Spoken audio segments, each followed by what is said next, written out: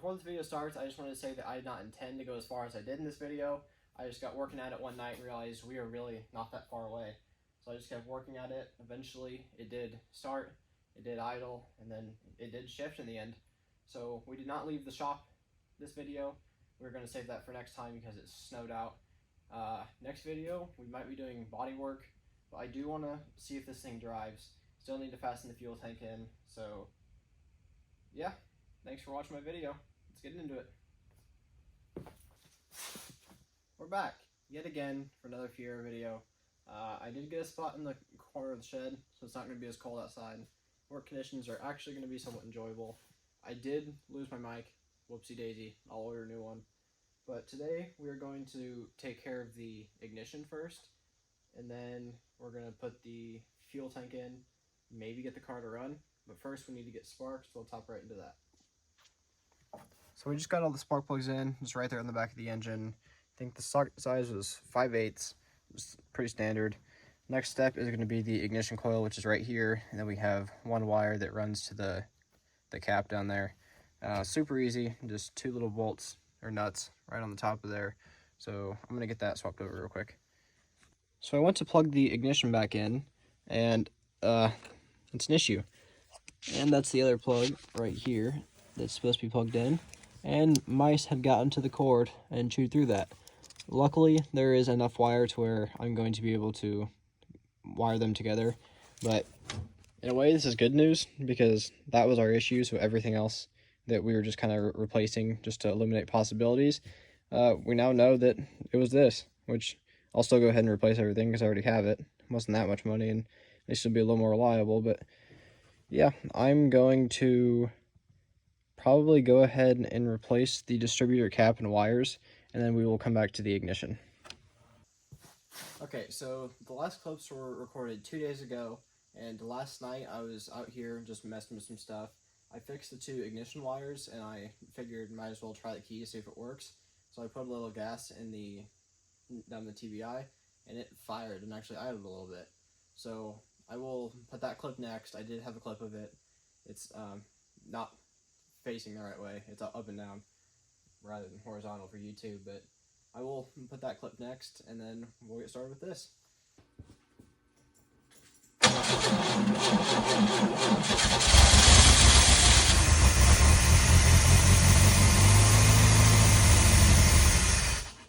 On the tank here, you can just kind of hear on the inside, there's little crunchies.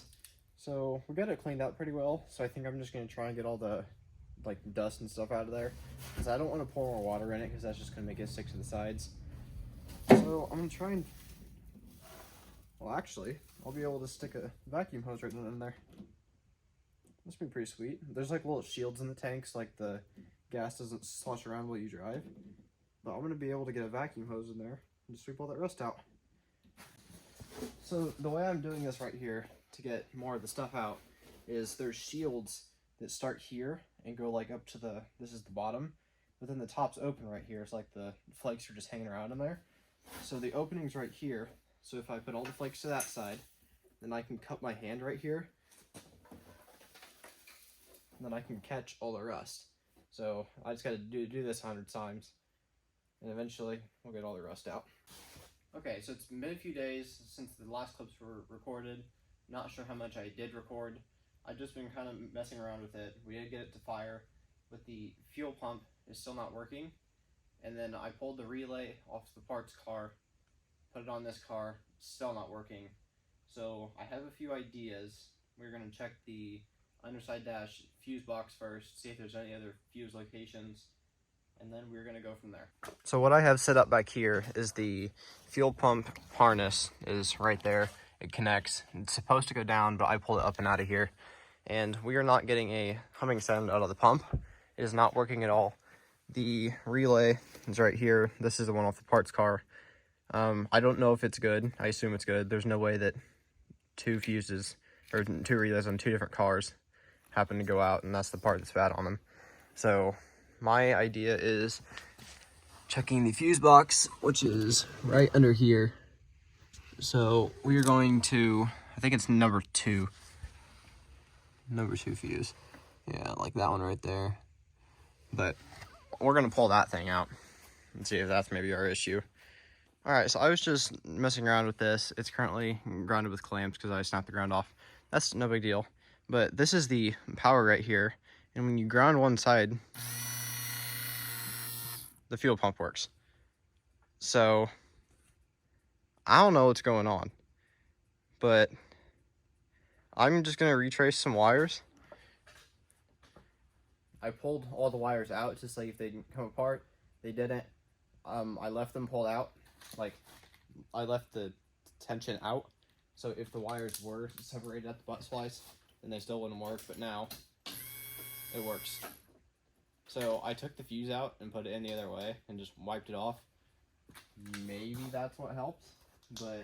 Okay, so I pulled everything apart, and I was gonna redo the wiring again, just to be sure, and this little clip right here goes in the top of the tank, and then the wires can plug in that go down into the tank, and this pull off very easily. So there's this little tab in here. I don't know if you guys can even see that, but the tab got pushed in a little far, so I pulled it back out, and now when you put this on here, it's it like does not pull off at all. So maybe that was our issue. It's just a bad contact issue right there. So I'll put everything back together and we'll give it a try again. Okay, so we put all the wiring back together. I really do think that this contact here was the issue. There's a little O-ring right here because it goes through the top right here, so gas doesn't leak out. So we will go ahead and replace that O-ring, but for now, I just want to see if the pump's gonna work. And it works. All right, so that means I need to replace these fuel lines at the top of here because they're old and crusty. Might as well replace them. And then the ground that I broke off, that's not gonna be hard to replace.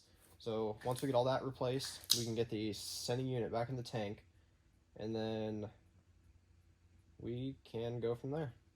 So to replace the lines on the end of here, we're just gonna use these hose clamps. I got some extra ones, and then these extra pieces of hose.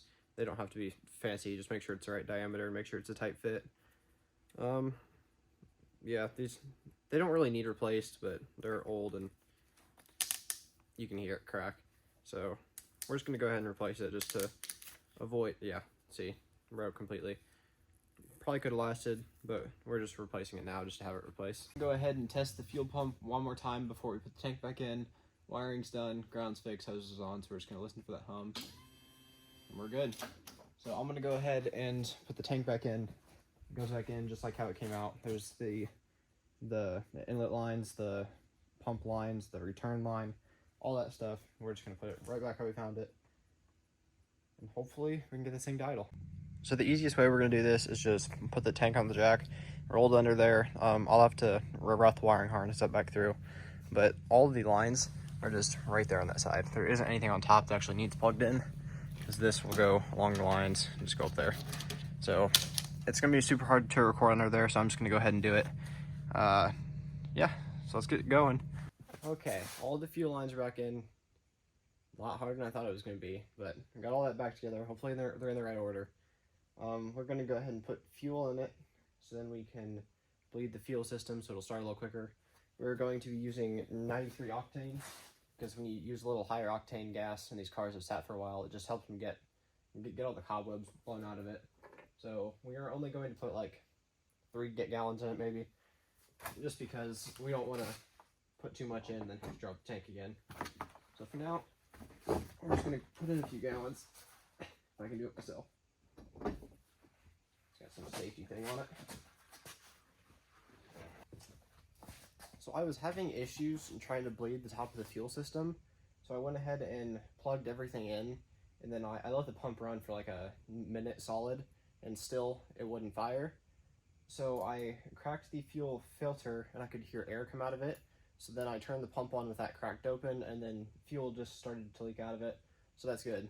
There was a lot of air in the lines. So hopefully, if we turn it over right now, then it should fire. Just make sure everything's tight. Might need to put the jump pack on it, but.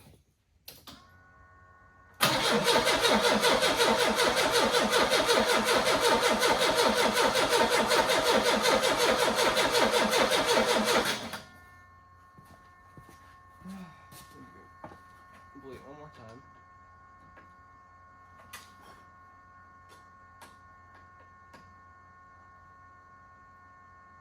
Alright, there's fuel dripping out everywhere over here.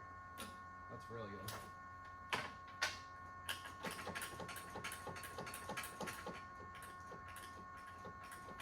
Alright, we just need to get it past. There's one little stretch of line left. So I might need to bleed it farther up.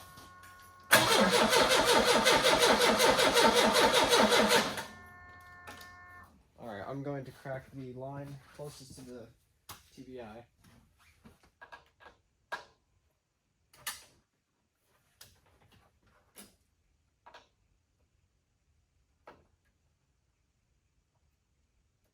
there's fuel pouring out of that one too.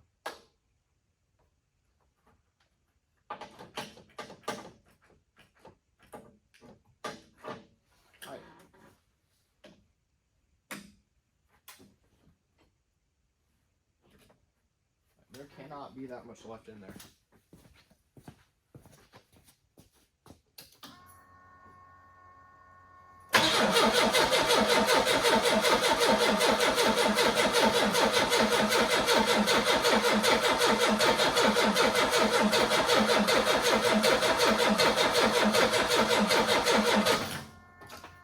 Alright, I'm going to go ahead and pull this line completely off to make sure there isn't a bunch of crap in it.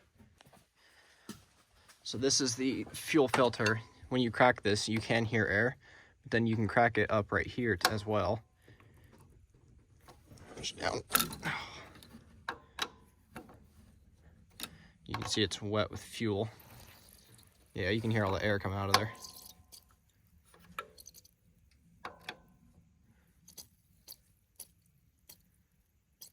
Definitely not the way you want to do this, but I do not see another way. So I think we're just gonna have to like keep. All right, we're back. Keep bleeding the air out and then tightening it repeatedly. So this is the throttle. There should be fuel squirting out of this top part here, but there's not. I think there is just air. We might try and hit the gas pedal as well. You come in here and just might just keep, yeah, we'll just have to keep letting the pump pressurize it and then bleed it, pressurize it, bleed it over and over and over. So I'm gonna do this for a few minutes and we'll be back when it's ready. I've got this cup in here and we're just getting the air out of the main lines, and then I spilled fuel all over all that stuff. That's the ignition and the cap and all that. So we definitely don't want to try and fire it. So it's kind of working, kind of not. The air is getting out of the lines. So we're going to be putting some fuel straight in the top, because if you can get it going and pulling a ton of fuel, then that should help a lot. So I have a fire extinguisher nearby, because if this thing backfires, there's gasoline all over the engine. It's all going to be one big fiery pile. So I'm going to just, like, the tiniest bit, put some in the top and see if we can't get it to idle. Top. It will fire off. We just need it to pull its own.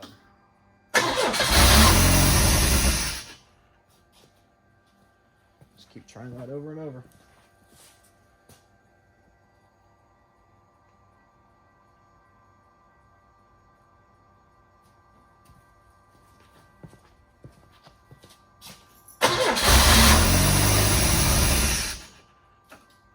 All right, so clearly we have fuel, we have spark, we have compression, everything runs, but the fuel injection is the issue. So I popped this cap off. We are going to just clean out the lines from the back up front. Surely this has to be the issue. There isn't anything else it could be. It might be the wiring. We'll have to trace the wiring back, but there's like two things it could be at this point. So I'm going to check over the wiring first, because we did have some mouse shoes down there, but then we're probably going to pull this apart and get it all cleaned anyway. I don't know what's going on with this car anymore. I took stuff apart and I sprayed it with brake cleaner, and now the injector works. So I bet $100,000 that if I go turn that key, this car is going to start.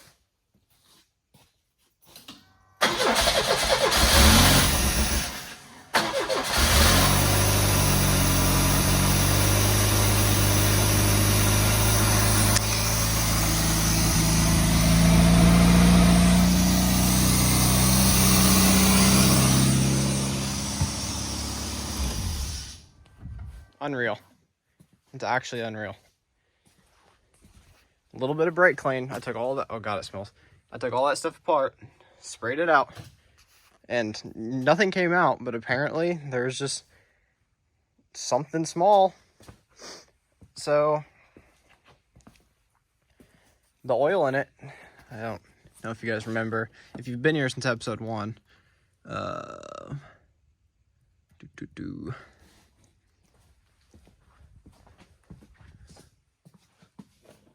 oil's over here on these sides. Okay, the other one has a different.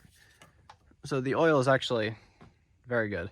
It's like someone was working on this car and then couldn't figure out the issues and then gave up. So I'm gonna let this engine warm up, check for leaks. We're not gonna let it run too long because the oil is still bad. Well, it's not bad, but I don't know how old it is. So we'll probably replace it soon anyways, but we have enough for a few minutes of runtime anyways. So we're just gonna let the car warm up, see if it makes any weird noises, any leaks, and then we'll go from there. This thing starts up instantly now. Just like that.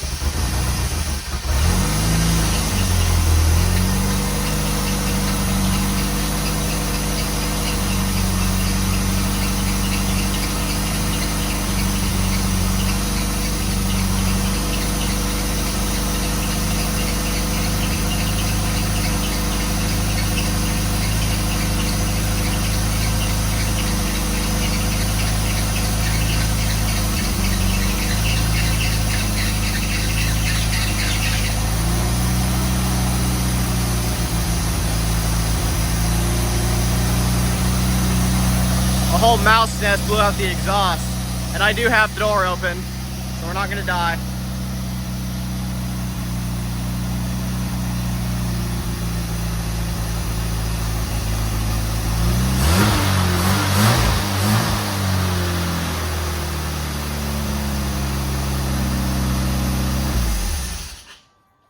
All right,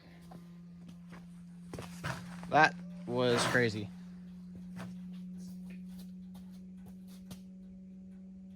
Sounds like it's about to explode. It smells like warm mouse pee. There's a really bad humming noise. I don't know what that is. Not the fuel filter or fuel pump. So we blew like 5 mouse nests out the exhaust. So I'm gonna put the gas cap back on. I definitely lost that. We're gonna get the belt screw fixed. And then we need to get everything tightened up because the fuel return line was not on because I didn't expect it to do that. So we'll go ahead and get this piece back on and then we'll be done for today. All right, so one issue I already found is that this is a vacuum line right here and it's obviously not doing much vacuuming. So that is going to be part of our rough idle problem. I don't even know if it's going to start again because I accidentally bumped it and came undone. But yeah, we can try. And also worth mentioning, as we crank, we have oil pressure as well. Yeah, that vacuum line is going to be an issue.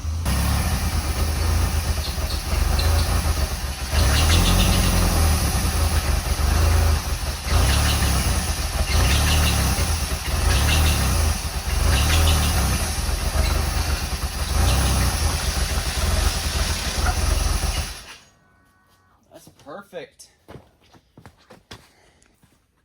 that's going to be it for today's video. Super excited that the transmission works. It has drive, it has reverse. We need to actually take it on a drive, obviously, but it just snowed today. So I will drive it out of the shop. It has that really rough idle because that vacuum line, I'll get that replaced. That's not going to be no big deal. So yeah, thanks everyone who's supporting me. I know there's a lot going on right now. It's a lot to keep track of. I even go back and watch my own videos when I forget some stuff sometimes.